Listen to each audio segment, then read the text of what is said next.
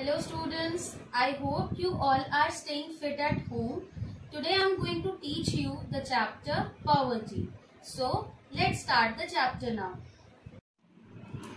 The name of the chapter is Poverty.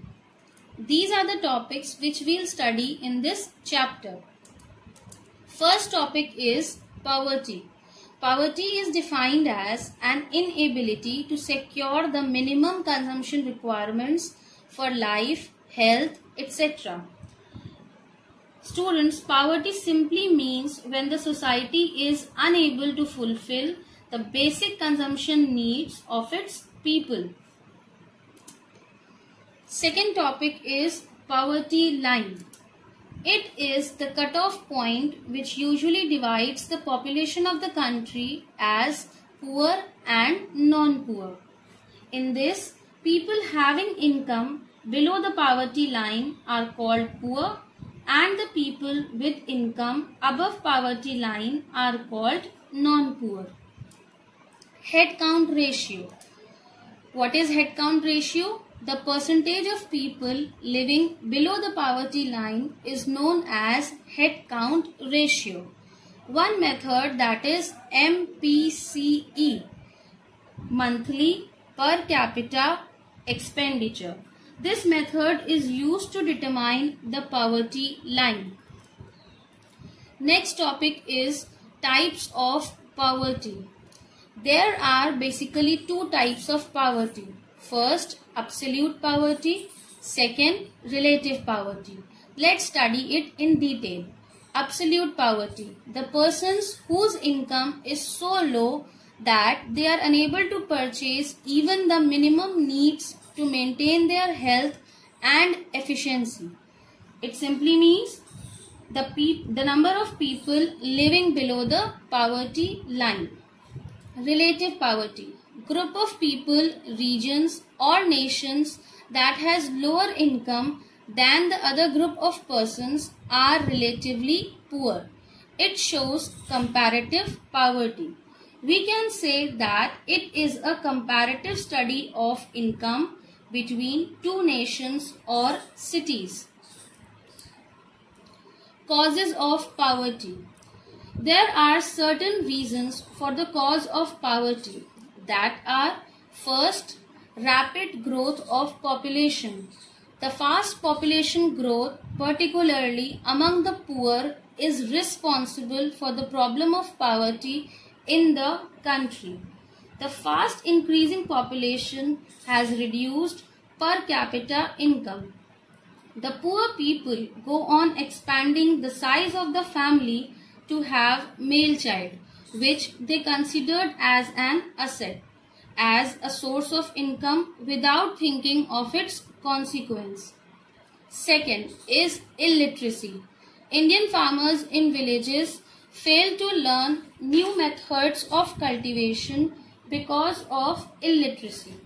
Mostly villagers are not educated and they fail to adopt new tools, new methods of cultivation, and have to live in slums where they lead a miserable life. Third cause is rise in prices. The continuous and steep price rise of essential commodities increases the burden of the poor.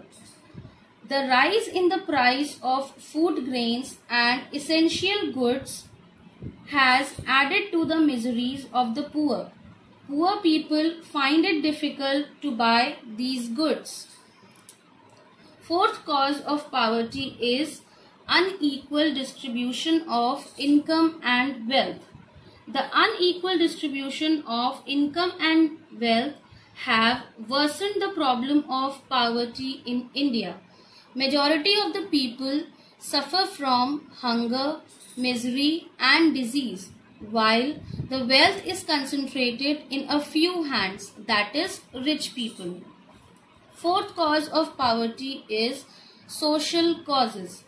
The social institutions like caste system, joint family system, religious faith and beliefs resulted in the lack of initiative, lack of positive attitude towards work. This has hindered the process of economic growth. The joint family system has prevented people from doing hard work and make them dependent. In religious faith, people regard poverty as God-given. Now, poverty alleviation programs. Government has undertaken certain measures to remove poverty.